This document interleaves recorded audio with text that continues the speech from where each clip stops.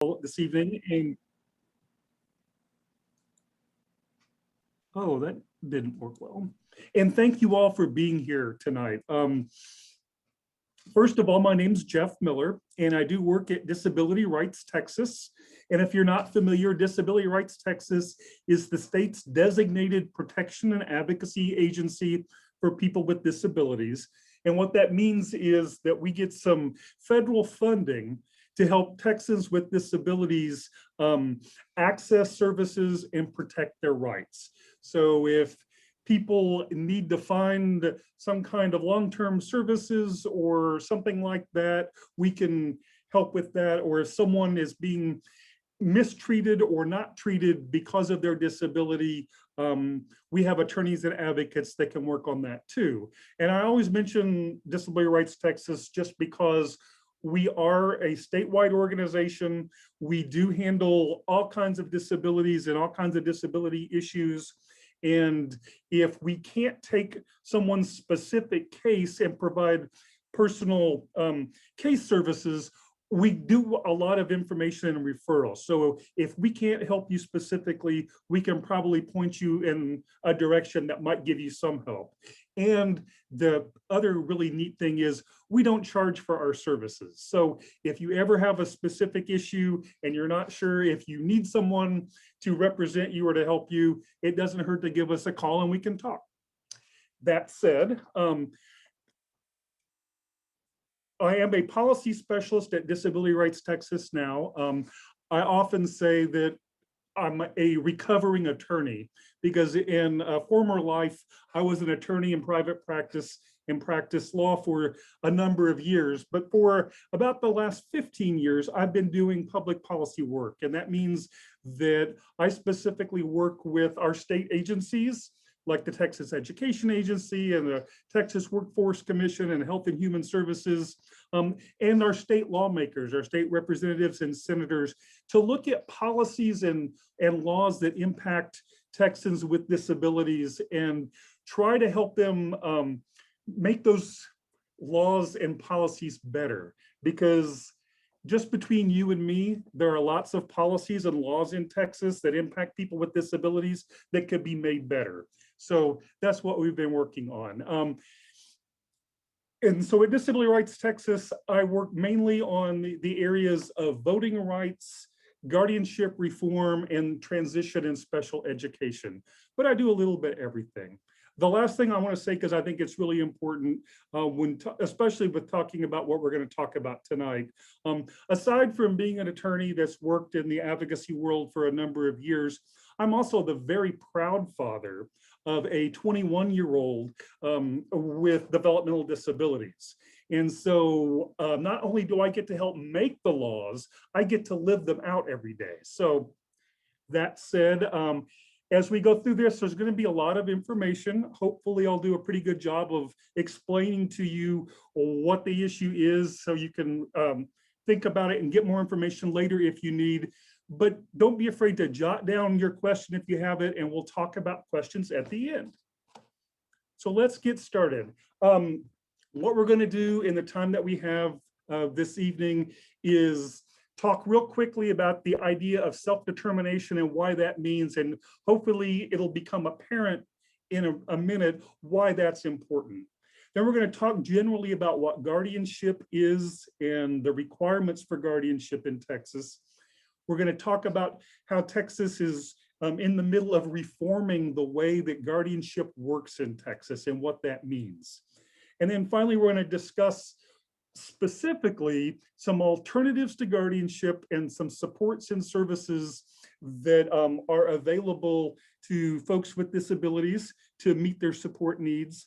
And finally, at the end, we're going to talk specifically about one of those alternatives to guardianship called supported decision-making, which is a fairly new concept that I want to make sure everybody's aware of. So let's get started.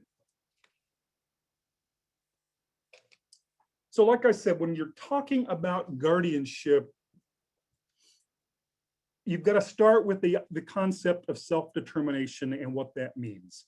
And it all comes down to choices, because if you think about it, our rights really equal choices, because we have rights, because to have a right means that I have a choice to either do something or not do something. And so choices are the whole point of self-determination. And self-determination really is all about life control, because self-determination is basically the concept of having the feeling that you have some control over your life. And if you think about it, I mean, we all want to be able to practice this self-determination. Because I know in my life, if I feel like I have some say in what's happening to me and what I am supposed to do or not do, or those sorts of things, I feel a whole lot better when than I do if I feel like I don't have any choice, that someone else is determining everything in my life. And so that's what self-determination is all about. It's that concept of having the ability to have a say in your life. And there are studies that show us that if people feel like they have control over what's happening to them, they're healthier, they're more independent, they're more well-adjusted, and all those sorts of things. So with the social scientists tell us that it's really important to feel like they have control over their lives. And so it's important for us to allow other people to make choices that they're able to make. The one caveat, though, to self-determination, if we really believe that people should be able to control their lives to the greatest extent appropriate, is that that means that we have to allow people to make decisions that we wouldn't necessarily make. And it's this concept known as the dignity of risk. So if I really believe that my son has the right to make his own choices now that he's an adult, then I have to live with him making those choices, whether they're choices I would want to see him make or not. Now, I'm not talking about something that could potentially harm him, but I'm talking about just being able to make the choices that he wants to make. And if you think about it, that's how we learn, is by making choices and seeing what happens as a result of that. And if it's a good thing, hopefully I'll do it again. And if it's a bad thing, hopefully I won't. But that's the whole point behind self-determination and this idea of the dignity of risk. So I go through all that because when we think about guardianship, guardianship is really about choice making, because the concept of guardianship exists because in a guardianship situation, we're asking a court to appoint someone to make decisions for an individual with a disability. And so when we think about guardianship, we have to continue to think about self-determination and choice-making and those kinds of concepts. So when we think about guardianship, and you can think about, why is it that we consider guardianship for people that have support needs?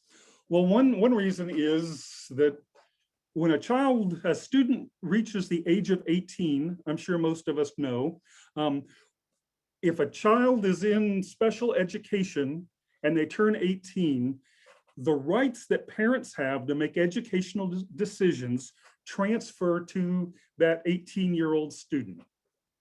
And so 18 is a time when lots of families in the state start thinking about whether or not guardianship would be appropriate for their loved one.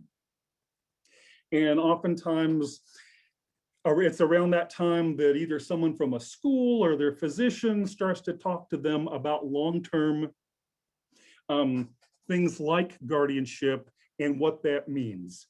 There's also lots of people think that guardianship is necessary to help access services or to protect adults with disabilities and that sort of thing. And there really are some other things and other ways to take care of those issues.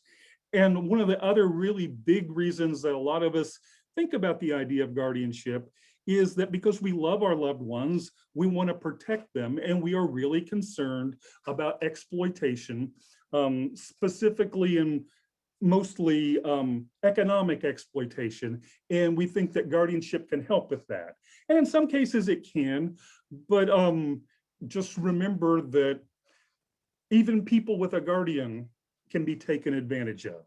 So hopefully we can talk about in a few minutes some other things that are more specifically could be used to help protect from the idea or potential of exploitation. The other thing to think about when we think about guardianship is, what does it do? Well, a guardianship, when we think about guardianship, most of us have this idea that, a guardianship is when someone that's not able to meet their needs is appointed by a court, an individual, to take care of those needs for that person with a disability and make those decisions for them. And that's true, but guardianship also removes a person's right to make choices about their lives. And that's a big deal. And it's something that shouldn't be taken on without giving it a lot of thought. And that's why I'm glad that you all decided to be here this evening, so that we can talk about the big picture, about what guardianship is and what some alternatives to guardianship are, so that you're aware. And I guess before we go on, I should let you know that it's not the position of Disability Rights Texas or me personally that nobody ever needs a guardian, because of course there are people that do and will need a guardian at some point in their lives. It's also not my position that everyone needs a guardian, because obviously there are people that with proper supports can take care of their needs and make their own decision. What I do believe, and what Disability Rights Texas does believe, is that guardianship is a very personal, very fact-specific decision that families have to make. And we believe that the more information that families have, the better position they're in to make the most appropriate decision for their loved one. So that said, we'll go on. One other thing just to remember about guardianship is that a guardianship is a creation of the courts. A court creates a guardianship, a court has oversight over the guardianship, and a court maintains responsibility for that guardianship. So once a guardianship is established, it's going to be established until someone goes back to court and changes things.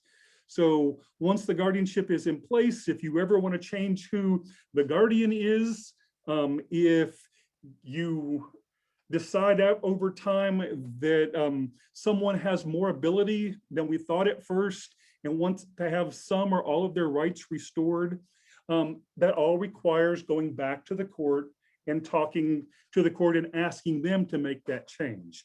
The one other thing that I will mention just about the concept of guardianship is that guardianship can be expensive, because guardianship is a creature of the courts and attorneys are involved.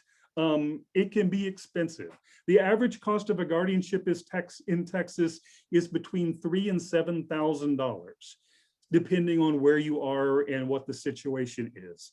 So it's just something to think about.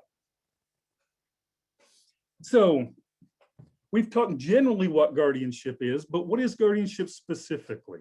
And so when you're talking about the legal definition of a guardianship in Texas, guardianship is a process where a court determines whether or not a person is incapacitated, which is the legal term. And in Texas, an incapacitated person is someone that, due to a physical or mental condition, is unable to manage their financial affairs, care for their physical or mental health, or provide food, clothing, and shelter for themselves. If someone is unable to do those things, then a court can declare that they are incapacitated. And once they make that determination, then they will appoint a guardian to make any or all of those decisions for the individual with a disability. Now in Texas, there's basically two types of guardianship. There's a guardian of the person and a guardian of the estate, and they are basically what they sound like. A guardian of the estate is someone that's responsible for the financial assets of an individual with a disability, and a guardian of the person is responsible for the day-to-day activities of the individual or needs of the individual. A guardian of the person or a guardian of the estate can either be what's called a full or total guardianship, where all of an individual's decision-making rights are taken away and given to the guardian, or, as in most cases, they can be limited. So a court can find that someone is able to make decisions about everything except they need help to make medical decisions, or they need help to make financial decisions. And so the court would appoint a limited guardian to take care of those things. So, so that's the concept of guardianship, and the way that this works is that on or before the time that the individual with a disability is 18, the person that wants to be guardian would hire an attorney, and then the attorney would file an application for guardianship. The application would be filed in the county in which the person with a disability lives. And so the application for guardianship is filed there along with the medical report, which is called a Certificate of Medical Examination, or CME. And this CME is a report by a medical doctor, or if you're talking about someone that has an intellectual disability, it can be done by a licensed psychologist. And this report tells the court about the ability of the individual to make their own decisions and the kinds of support that they need, and also whether the condition that somebody has is likely to be permanent, or if it could change over time, and if the court needs to review it at some point, and those sorts of things. The court will also then appoint what's called an attorney ad litem. And the attorney ad litem is the attorney for the individual with a disability. And their job is to represent what it is that the individual with the disability wants. Along with the attorney with ad litem, the court will also appoint, in most cases, a guardian ad litem. And the guardian ad litem's role is to look at all of the situation and all the information filed by everyone, and try to figure out what they think is in the best interest of the individual with the disability. And they will give a report to the court. And once they've done that, then a hearing will be held. And the hearing will be held and witnesses will be called, and the person with the disability may or may not be there depending on what's appropriate. And evidence can be presented. And at the end of all of that, the court will make a determination whether or not the individual is incapacitated. And if the court determines that the individual with a disability is incapacitated, the court will decide what rights the individual with a disability retains and what rights will go to the guardian, and the guardian will be responsible for. After determining that, the court will then appoint someone to be guardian for the individual with a disability. Just a couple of quick notes about being a guardian. The court has continuing oversight and responsibility for the guardianship. And so it isn't like you go to the court once and you're done with your interaction with the court, unfortunately. There is a report that has to be filed on an annual basis with the court. And this is a status report. If it's a guardian of the person, it's an accounting. If it's a guardian of the estate, and that gets filed with the court on a yearly basis. And once that's filed, the court will review that report and determine whether or not there is some reason for to have a hearing or to look at any issues with that guardianship. So that's generally the way the process works in Texas.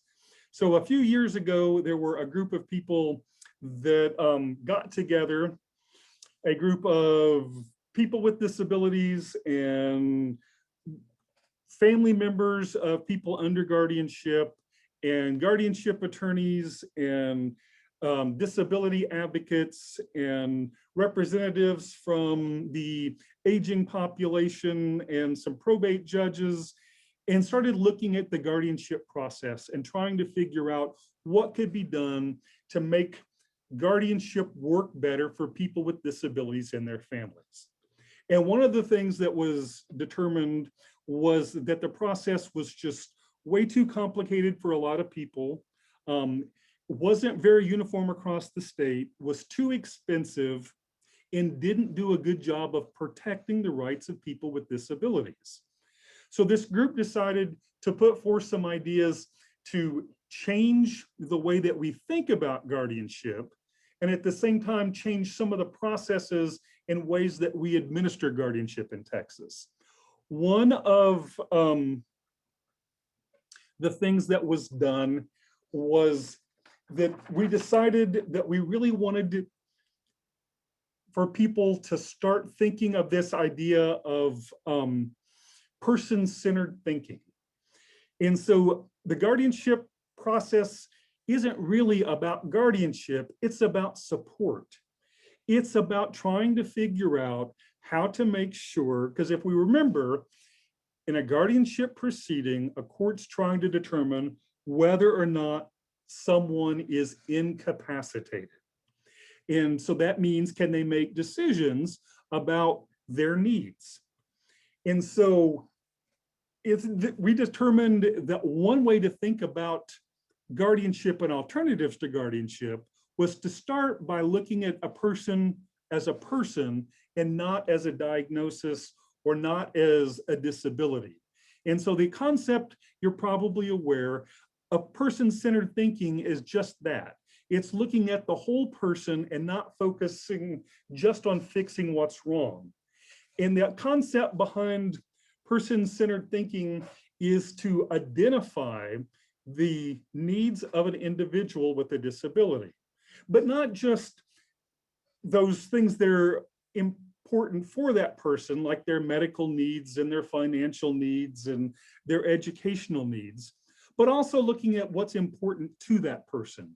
Where do they want to live? Who do they want to live with? What do they want to do with their day? And so it's really important to consider all of that when we think about someone's support needs. But once we've determined what somebody's support needs are, then our concept with guardianship reform is really to look at, is there a way that we can meet, once we've identified that specific support need of that individual with a disability, what do we have available, either as a program that's in the area or a support of some kind, or is there a legal document that could be used to help meet that need, short of having to have a guardian appointed by a court to meet it for them. And that's what the idea of guardianship reform in Texas was built on. So in the 84th legislature in 2015 adopted a series of bills that changed the way we think about guardianship in Texas. And they had to do with the Alternatives to Guardianship Bill and a Supported Decision-Making Agreement Act and a Bill of Rights for people under guardianship.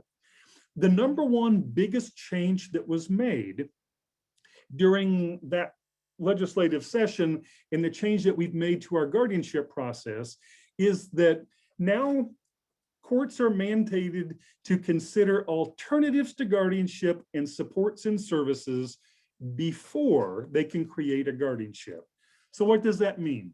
That means, going back to our concept of person-centered planning or person-centered thinking, is that if a person has a need to take care of their food, clothing, and shelter, or their medical needs, or their finances, is there something like we just talked about, an alternative of some sort to a guardianship or a support and service that could be put in place to meet that need.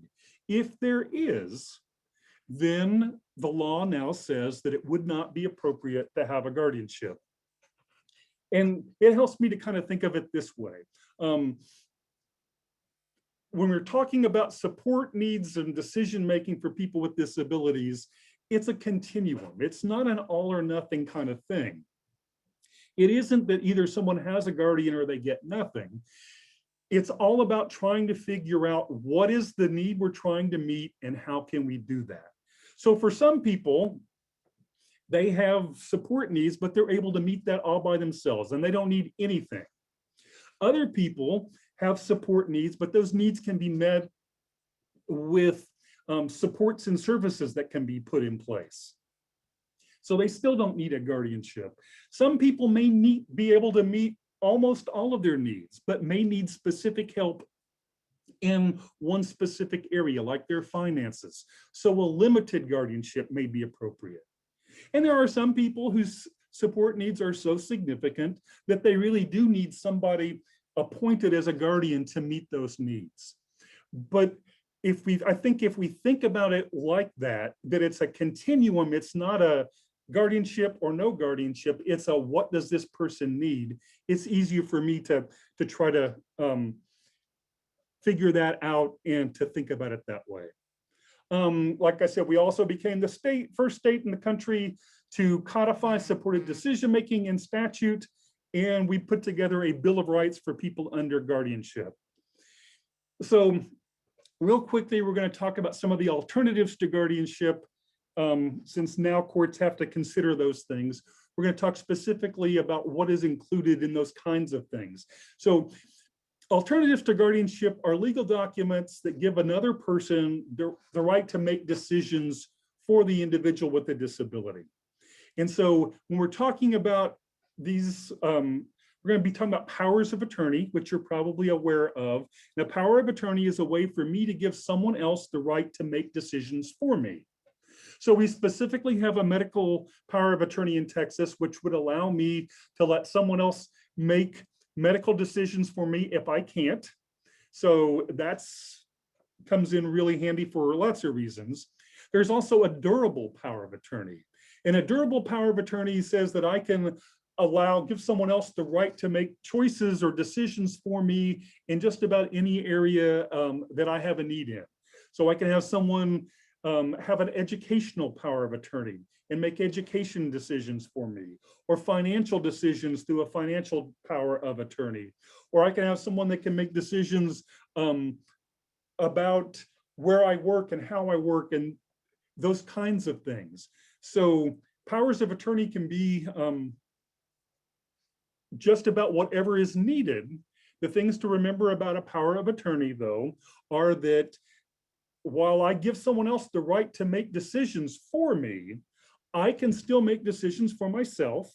So this doesn't take away my right to make my own decisions. And a power of attorney can be revoked at any time. So if I give you my power of attorney and then I decide I don't want to do that anymore, I can revoke that power of attorney and you would no longer have that power. We also have something called a Declaration for Mental Health Treatment in Texas, which is a way for me to, if I have a history of mental health episodes, I can in advance designate what kinds of treatment that I want and what kinds of treatment that I don't want, to make it really clear if I ever have a mental health crisis. As we talked before, or as I said before, one of the main reasons a lot of us consider guardianship and the need for that is a concern about our loved one being able to handle money and to not be financially exploited. So there are some things like the representative payee program under the Social Security Administration that would allow, if someone's receiving Social Security benefits, to have someone else receive that money for them and help them deal with that money. Things as simple as having a joint bank account where there's two names on the account and your loved one can't withdraw that money unless you agree with them or something like that. That can be used. Um, just as an aside, when we're talking about meeting someone's needs, we sometimes have to get creative. And we're not tied to any one of these kinds of things. So like with a joint bank account, my son has a job, has had a job for a while, and he has a bank account. And it's not a joint account, but I have access to his account, so I can check it periodically just to see if anything different is going on. And if I see something different, then we sit down and talk. So it's all about that person-centeredness of what are the needs that my son has or my family has, and how do we meet that need? And you're probably aware of special needs trusts. It's another way to save money for the benefit of someone with a disability. So if I have money in a special needs trust for the benefit of my son, then if the money that's being saved for him won't impact his ability to qualify for Social Security benefits or that sort of thing. So that's very quickly, that was alternatives to guardianship. And so the other thing that the court's going to be looking at now are supports and services. So what does that mean? Well, supports and services are formal and informal resources and assistance that help an individual to meet their needs. And you can see the need. I mean, it's basically looking at the definition of what incapacity is, and if there's some way to meet those specific needs that someone has to keep them from being declared incapacitated, that would be a support and service. So when we talk about supports and services, what are we talking about in reality? Well, our community, my friends, my family, those people that I work with, those are supports that I can have that may be available in my life to help me meet some specific needs. One of the other very common supports that's out there for some people are Medicaid waivers. And so if you're familiar with things like the CLASS program or the HCS program or STAR Plus, these are comprehensive Medicaid waivers that provide long-term services and supports to qualified people with disabilities. There are programs through the state, some of them Medicaid-based, some not, that provide case management services. And this is a way to have someone help coordinate all the different support needs of the individual with a disability and figure out how to make sure that those needs get met. We've talked about person-centered planning and how that can be used to help meet the needs of someone. Because in person-centered planning, first we identify all the specific needs someone has, and then the other part of that planning is to identify a way that those needs are going to be met. And then the rest of these, some are statewide ideas, some are local ideas. Again, it gets back to being creative. But after I've identified what their needs are, what those needs are, then I come up with solutions. And so are there free or reduced price meal programs or food programs or prescription programs in my area?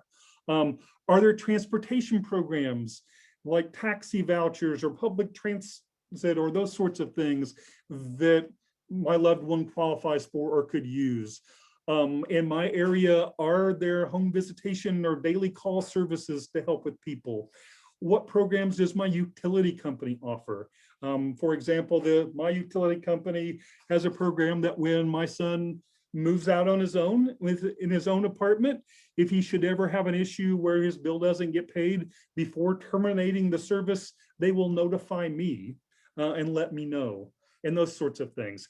Technology is growing by leaps and bounds all the time, and from smartphones to tablets or whatever, there's lots of things that if I have specific needs, medical needs or whatever, that technology might be a way to deal with.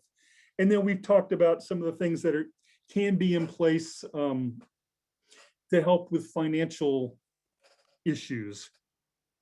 So again, that was really quick, and just wanted to give you an idea about some of those things that are out there, supports and services that may be available to an individual that has needs. So One of the things and one of the alternatives to guardianship that we talked about was this idea of a supported decision-making agreement. And what is supported decision-making? Well, hopefully everybody is familiar with a supported decision-making agreement now. But if you're not,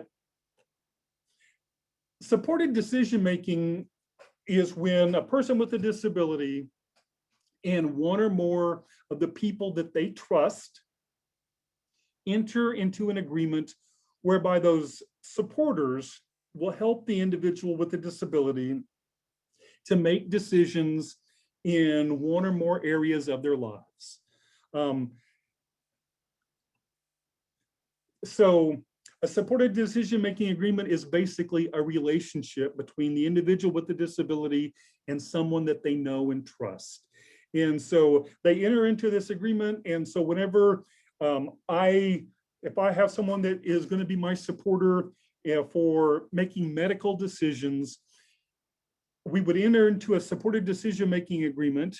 And then when I go to the doctor, my supporter may or may not, depending on what I think I need, would come along with me and help me understand the decision that I've got to make, understand the choices that I have, and help me make that decision. So that is what supported decision-making is really about. So it's all about having someone in my life to help me understand options and responsibilities and consequences, help me find information, and help me communicate that to other people. So a supported decision-making agreement is a simple agreement. It basically is a form that is filled out that has information about the supporter and the person with the disability. It has a place for the person with the disability to indicate the areas of support that this person is going to help them with. And then it's signed by both the individual with the disability and their supporter. And it's either witnessed or it's notarized, and then it's in effect.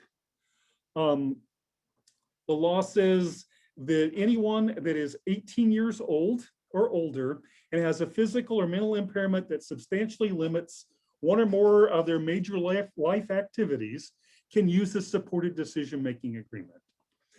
The law also, while it doesn't specifically tell us the kind of capacity that an individual needs, a person does need to be able to know that they're asking someone else to help them make decisions and be able to communicate what those decisions are to be able to use the supported decision-making agreement. So it isn't for everybody, but a lot of people can use supported decision-making in their lives. And to be honest, if you think about it, most of us use supported decision-making in our lives right now. We just don't call it that. I know that whenever I'm going to make a big purchase, or maybe even a small purchase, if I'm going to get a new phone or whatever, I'm going to talk to my friends and family members and say, hey, I'm thinking about buying this. What do you think? What have you heard? Even if I'm going to go see a movie, I'm probably going to ask somebody else, have you seen it, or what do you think about it? I mean, those are all of our ways of using supported decision-making, because we're getting input from other people to make decisions about our lives. And then we use that to make that decision. Just in terms of who can be a supporter, the law says any adult can be a supporter in Texas. But it's got to be someone that the individual trusts. So it's typically going to be a friend or a family member, that sort of thing. The big thing to remember about supported decision-making, though, is that it is the person with the disability in a supported decision-making arrangement that makes the decision. The supporter is only there to help them find that information and understand what those decisions there are, and to communicate that information. The other thing to remember about supported decision-making is it's voluntary. So the person with the disability or their supporter can end the arrangement at any time. And not only is it voluntary, It doesn't mean that you have to go to court. A court doesn't have to see the agreement. You don't file the agreement with the court. This is a contract, in essence, between the individual with the disability and the person that is supporting them. The big difference between a supported decision-making agreement and a power of attorney, because oftentimes that comes up, is who gets to make the final decision. Because in a power of attorney situation, I can give you the ability to make decisions for me. With a supported decision-making agreement, you support me to make that decision. You can help me, you can give me ideas, but ultimately only I can make that decision. That's the big difference. And we've talked about what a supporter does. Finally, I'll just say that supported decision-making, we are really excited about it because it's a way for someone to get help to make decisions that they can make that are appropriate for them without having to give up their rights. But on the other hand, in some ways, supported decision-making is a lot of work because it means I have to invest in helping this individual that I've agreed to help, helping them understand things and get information and do all those things. But the fact that by doing that, I'm helping someone preserve that self-determination in their lives makes it all worth it. So I think you have access to the PowerPoint. There are some resources there. And the last thing I will say is that at Disability Rights Texas, we have developed this toolkit around supported decision-making and alternatives to guardianship. It basically covers a lot of the things that I've talked about this evening in a lot more detail. There's more information about specific supports and services in Texas. There's also sample forms of a lot of the alternatives to guardianship that we talked about. These are links to that. On the Disability Rights Texas website is this toolkit in English and Spanish. So feel free to look at it and download it and use it if it would be helpful. So anyway, that was a lot of information really quickly, but I wanted to save a little bit of time for questions. And so if someone's got